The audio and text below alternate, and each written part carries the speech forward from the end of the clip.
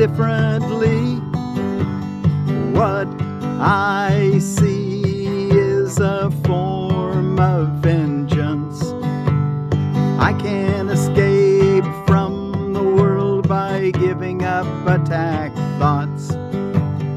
I do not perceive my own best interests. I do not know what anything is for. I do not know what anything is for. Wow, could we really sing it and mean it? I do not know what anything is for. That opens up our mind for a clear slate so the Holy Spirit can give us reality, give us truth. But as long as we think we know, we can't know. I am determined to know what I do not know what anything is for. That's lesson 25, which is our fifth review for today. Our first review, lesson 21, is I am determined to see things differently. And from that committed place, we recognize that lesson 22, or our second lesson for today, review, what I see is a form of vengeance. But lesson 23, I can escape from the world by giving up attack thoughts. For I do not perceive my own best interests. For I do not know what anything is for. Well, thank you all so much for joining me today and studying lesson 55, review, our fifth review in A Course in Miracles workbook for students. We're reading from the Foundation for Inner Peace publication here on Saturday, February the 24th of 2024. So and before we actually read our lesson, let's go look at our text reading. But let me say it one more time so it's really kind of steeping in the brew in our mind. Today's review includes the following. I am determined to see things differently. And then I put because what I see is a form of vengeance. But, I put the word but I can escape from this world by giving up attack thoughts. And then I put for I do not perceive my own best interests. For I do not know what anything is for.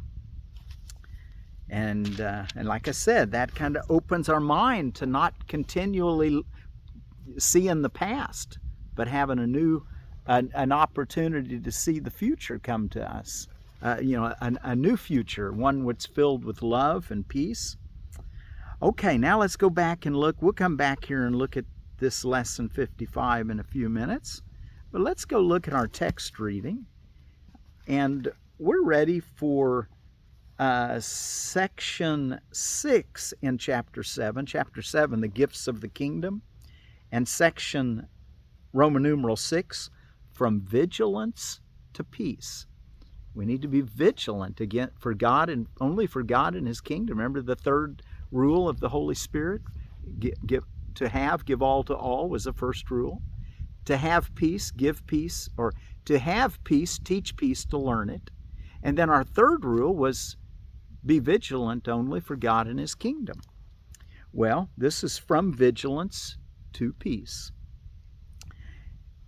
Although you can love the sonship only as one, you can perceive it as fragmented. It is impossible, however, to see something in part of it that you will not attribute to all of it. That is why attack is never discrete and why it must be relinquished entirely. And this word discrete, spelled D-I-S-C-R-E-T-E instead of R-E-E-T, this word in the Oxford Dictionary, discrete, means individually separate and distinct. So let's read it again. That is why attack is never individually separate and distinct, and why it must be relinquished entirely. That is why attack is never discrete, and why it must be relinquished entirely. It is not If it is not relinquished entirely, it is not relinquished at all. Fear and love make or create depending on whether the ego or the Holy Spirit begets or inspires them, but they will return to the mind of the thinker, and they will affect his total perception. That includes his concept of God, of his creations, and of his own. He will not appreciate any of them if he regards them fearfully. He will appreciate all of them if he regards them with love. So we want to learn to look at everyone through the eyes of love, through the eyes of appreciation. Paragraph 2. The mind that accepts attack cannot love. That is because it believes it can destroy love, and therefore does not understand what love is. If it does not understand what love is, it cannot perceive itself as loving. This loses the awareness of being, induces feelings of unreality, and results in utter confusion. Your thinking has done this because of its power, but your thinking can also save you from this, because its power is not of your making. God's still in charge.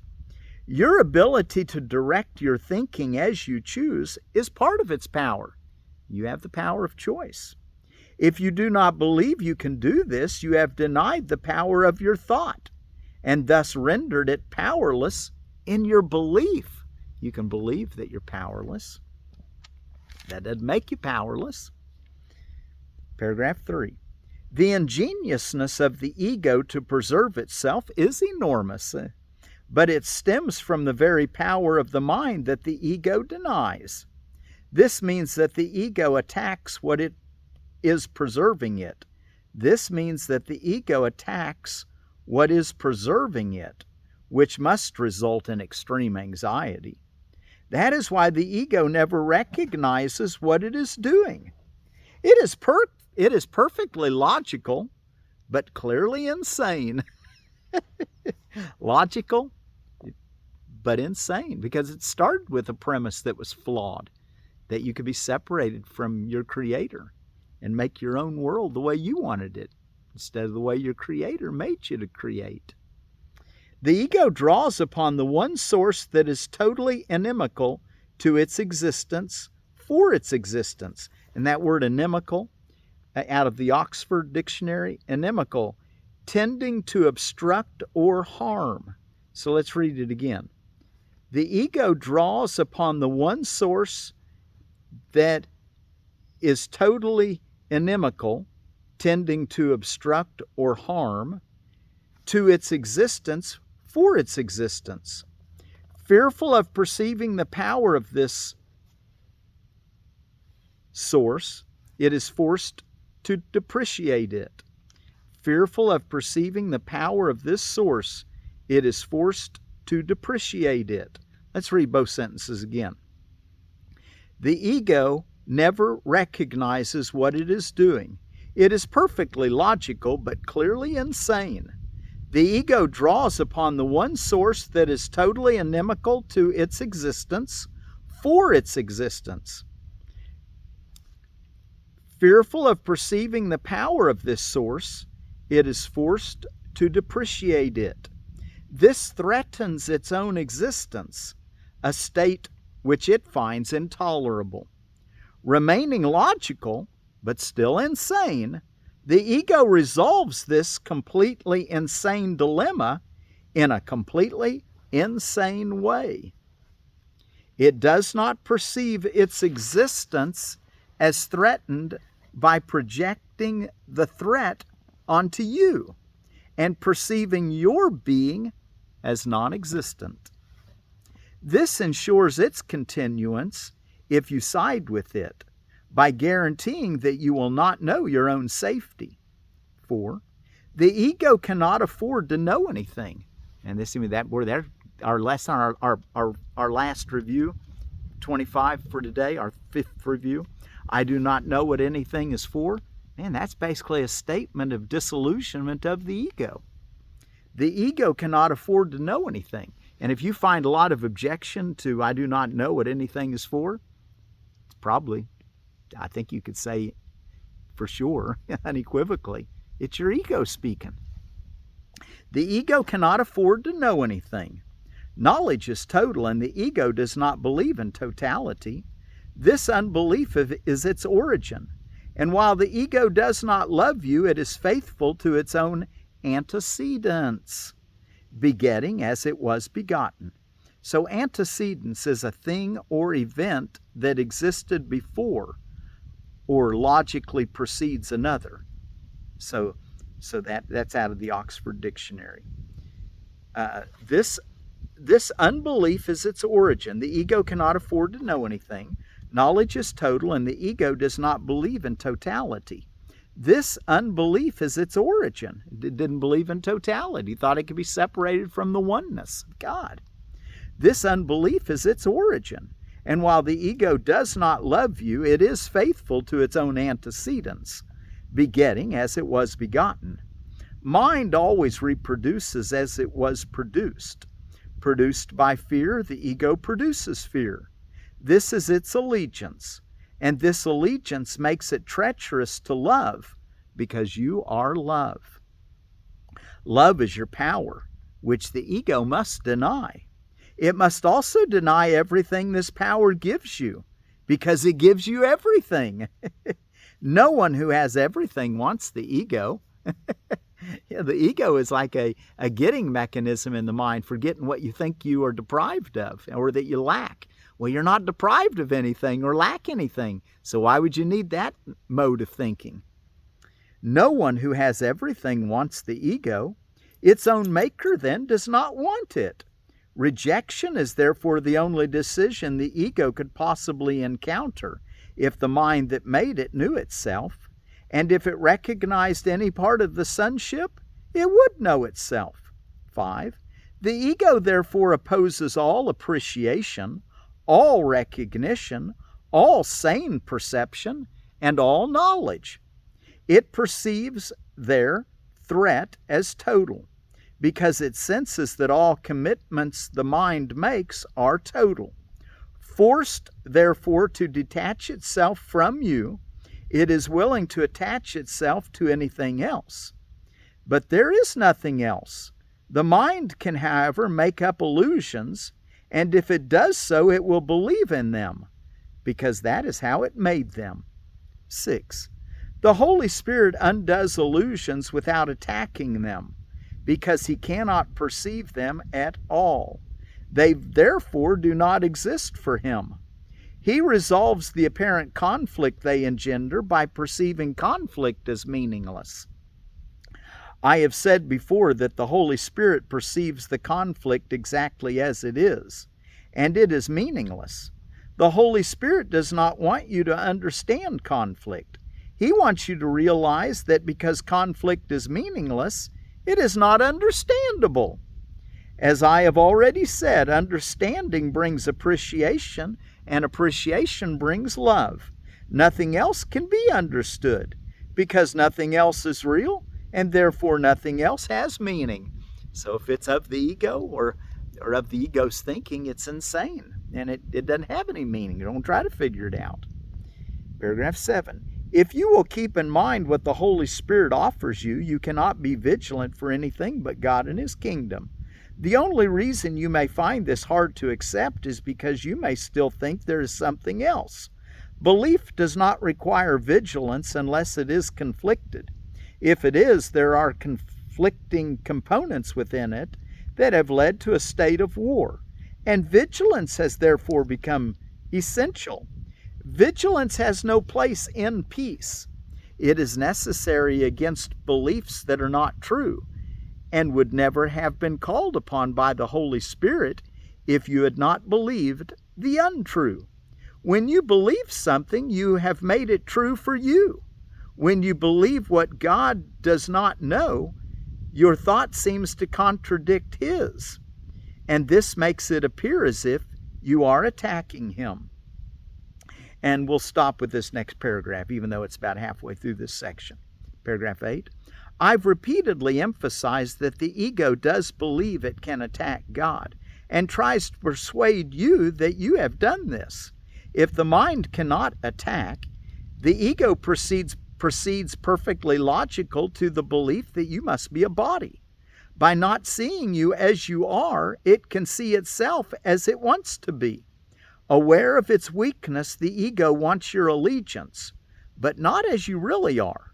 The ego, therefore, wants to engage your mind in its own delusional system, because otherwise the light of your understanding would dispel it.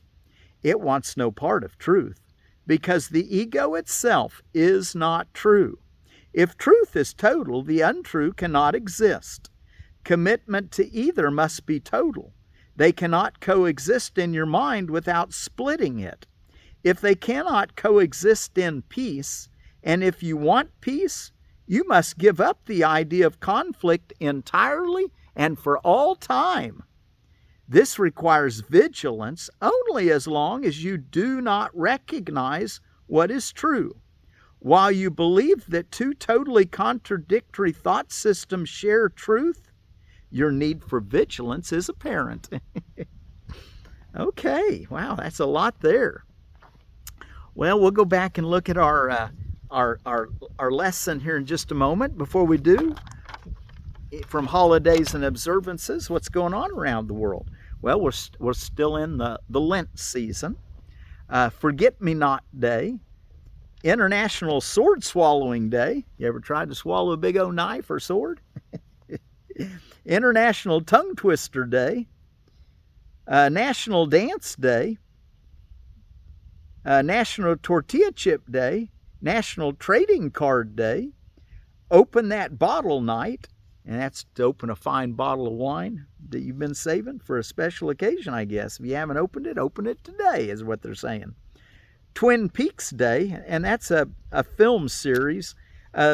It's evidently a predominant message that the idea of Twin Peaks has is the unification of dualities within and finding balance in nature. Those are the Twin Peaks, which, that in and of itself is worthwhile concept.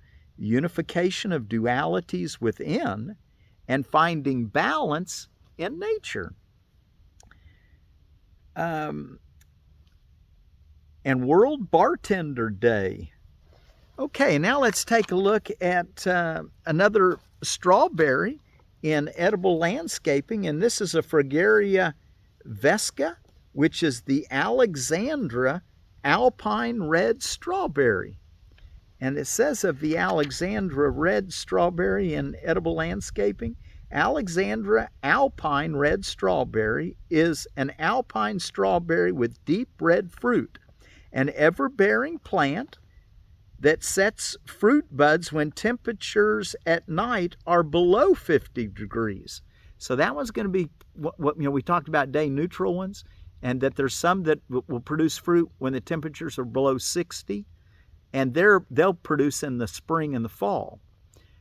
But a true day neutral one will produce all summer long. That one we read about yesterday, the white fruiting Christina native, it was a spring bearing.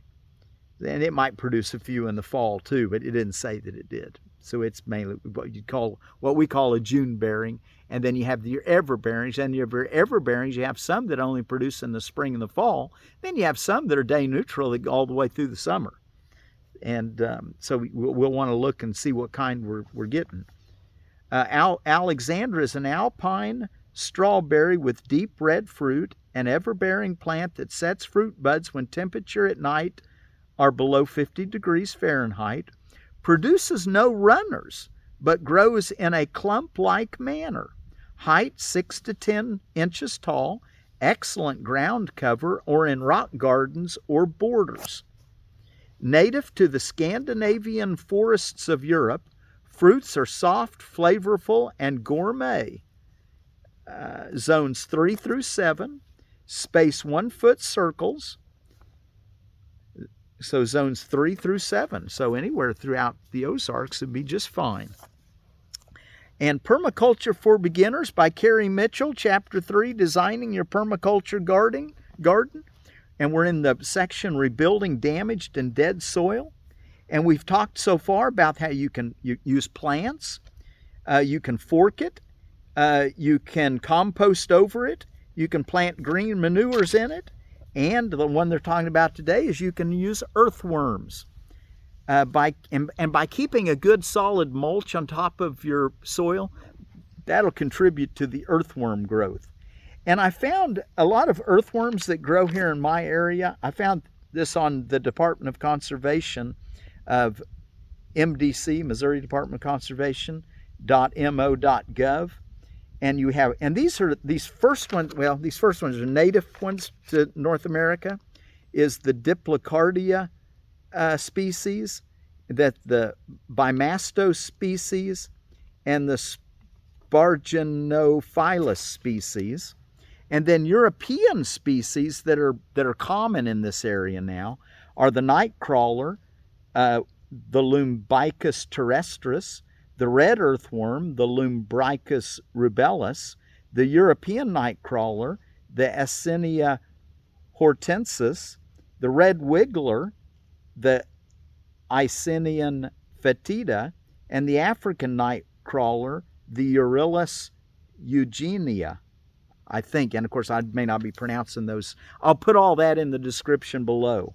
So you may need to buy some earthworms if your land doesn't have what you need, and just do a little research to decide what kinds you want to get. Okay, and our word for peace today is out of the Bislama language of Vanuatu, which is east of Australia in the Pacific Ocean, and it's PIS, P-I-S, PIS for peace.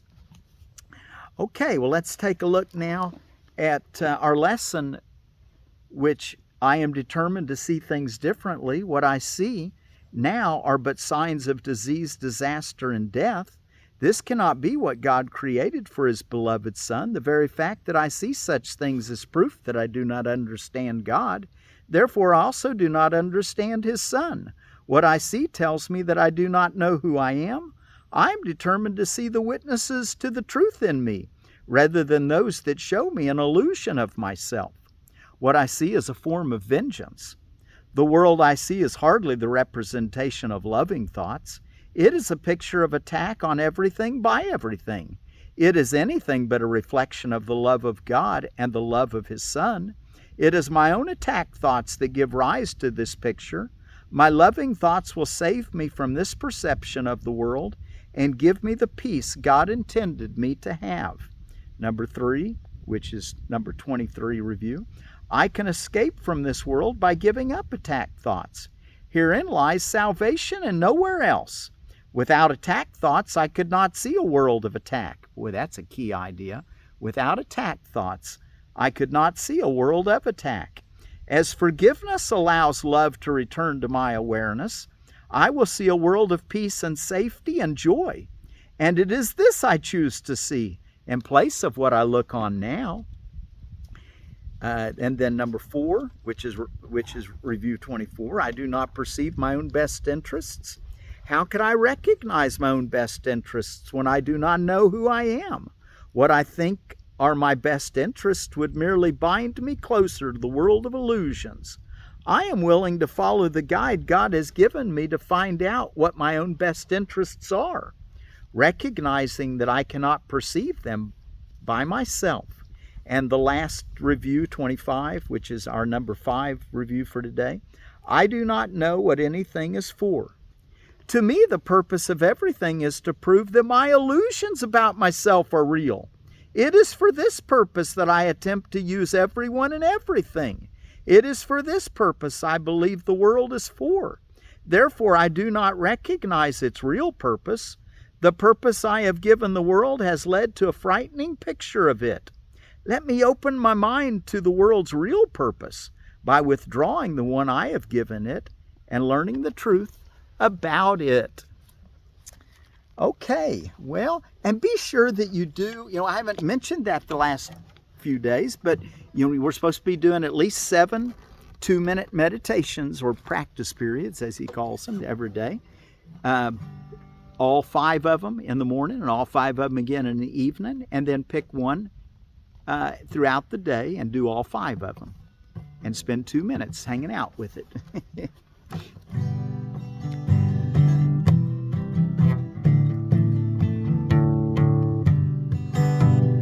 I am determined to see things differently. I am determined to see things differently. What I see is a form of vengeance. What I see is a form of vengeance. I can't escape from the world by giving up attack thoughts. I can't escape from the world by giving up attack thoughts. I do not perceive my own best interests. I do not perceive my own best interests. I do not know what anything is for. I do not know what anything is for. Now I'd go through it again. I am determined to see things differently, because what I see is a form of vengeance. But I can't escape from the world by giving up attack thoughts. For I do not perceive my own best interests. For I do not know what anything is for. I am determined to see things differently. I am determined to see things differently. What I see is a form of vengeance. I can't escape from the world by giving up attack thoughts. I do not perceive my own best interests. I do not know what anything is for. I do not know what anything is for. Imagine that singing. I do not know what anything is for. But for us who understand what we're talking about, that means something incredibly rich. When you can say, I don't know what anything is for, now your mind's open to receive the reality from the Holy Spirit. I'm determined to see things differently. What I see is a form of vengeance. I can escape from the world by giving up attack thoughts. I do not perceive my own best interests. I do not know what anything is for. And from the Bislama language of the Vanuatu Islands, for peace, piss. I am determined to see things differently. What I see is a form of vengeance. I can escape from the world by giving up attack thoughts. I do not perceive my own best interests. I do not know what anything is for. Piss. Hope I'm pronouncing that right.